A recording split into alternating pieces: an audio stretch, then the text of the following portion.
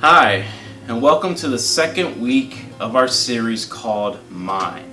And in this series, we are taking that next step. That we're taking all that we learned through Sunday school, all that we learned through church, all that we learned from our parents, and we're making the decision to say, I am committing myself to following Jesus Christ. This series, Mine, is about taking claim of our faith and saying we're making the conscious decision to grow and strengthen our faith. And the series is about what steps does it take to claim and grow your faith? What steps and principles do you need? So I'm really excited about week 2. There's a lot to share here. Before we get started, though, I'm going to share a little bit of illustration. How many of you have shared a room? How many of you shared a room growing up with your siblings? I shared a room with my brother all the way until I graduated high school. And to be honest, it was a fantastic experience. I know some of you out there did not have great experiences sharing a room with your siblings, but for me it was a really great experience. We had similar, we liked sports, we both liked video games, we had similar characteristics and things that we liked a lot. They were very similar. So because of that, we actually grew really strong. And because of that, even in college, we were roommates together. And I know, again, as I said, many of you would not have that great experience with your siblings. But I know for me, having my sibling around really enhanced and had a really memorable childhood because of my brother. And because of that, we still have a really good relationship.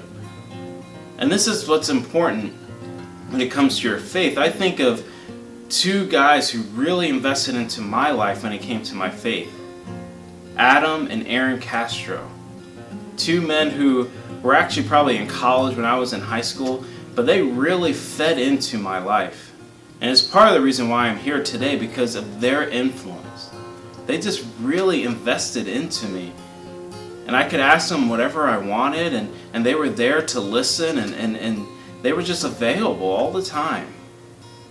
And because we live in this social network age, it's really cool to still be connected to them and still see them.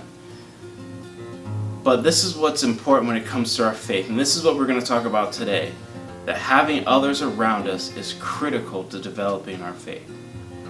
So 2 principles we're going to talk about in 2 verses. The first verse is Proverbs 27:17. Proverbs 27, verse 17. And it says, as iron sharpens iron, so one person sharpens another. As iron sharpens iron, one person sharpens another. So this is important. So when it comes to, say, any knife you have, any knife, your butter knife, your steak knives, if there's any knife that's getting dull, how do you sharpen a dull knife? How do you sharpen it? You can't just swing it in the air, right? You can't just swing a knife in the air. You have to sharpen it on something. A rock, a diamond stone, another knife. Anything that has a sharp edge needs to be sharpened on something else.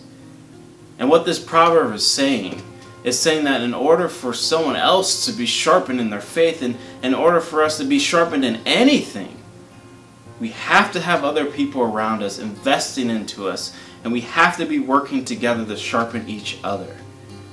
And as I said, this goes for anything. If you want to be the best engineer possible, if you want to be the best artist possible, the best athlete possible, you need to be sharpened with other people. And even when you're in high school and you're in college, middle school, we all are surrounded around people. And it's critical for our development. So this leads me to this first principle.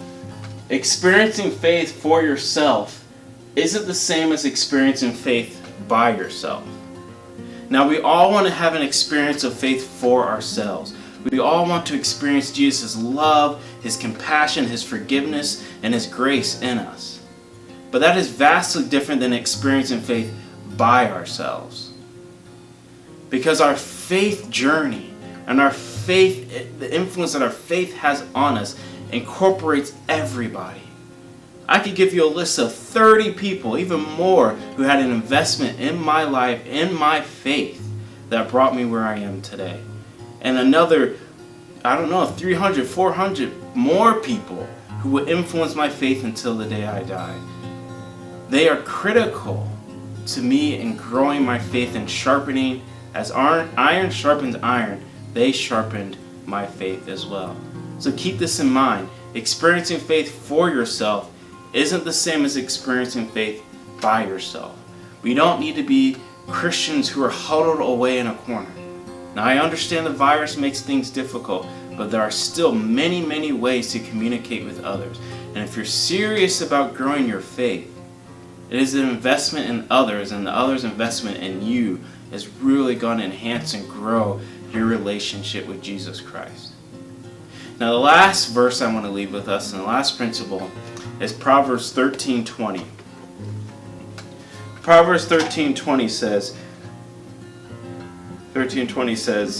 walk with the wise and become wise, for a companion of fools suffers harm. So what this verse is saying, and the principle is, we become who we surround ourselves with. We become who we surround ourselves with. So think of it this way. As I mentioned before, if you want to be an engineer, an athlete, an artist, whatever your skill or ability is, you need to be surrounded around like-minded people. Listen, if you want to be an athlete, you're not going to surround yourself with people who want to be artists.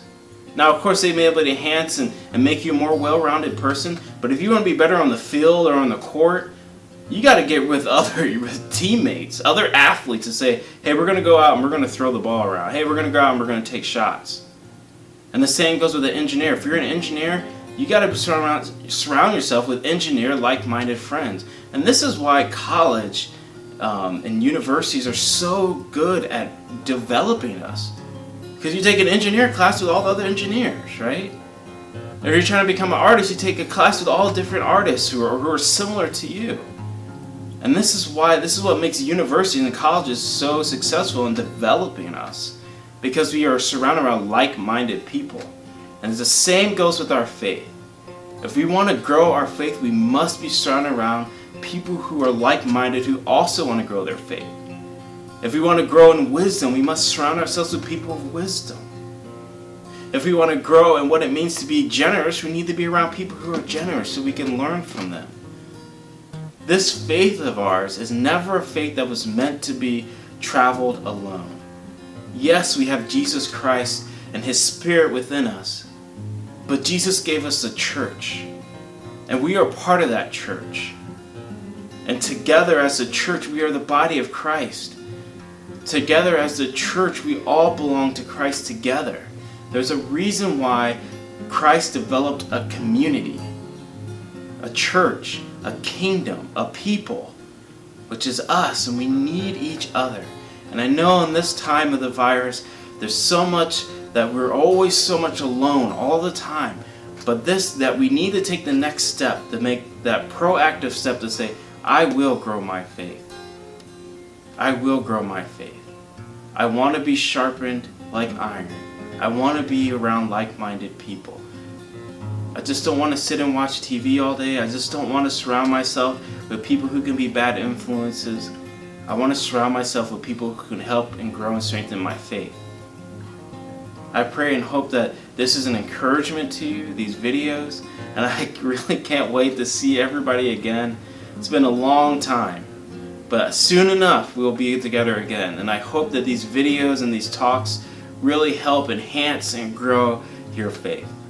Thank you.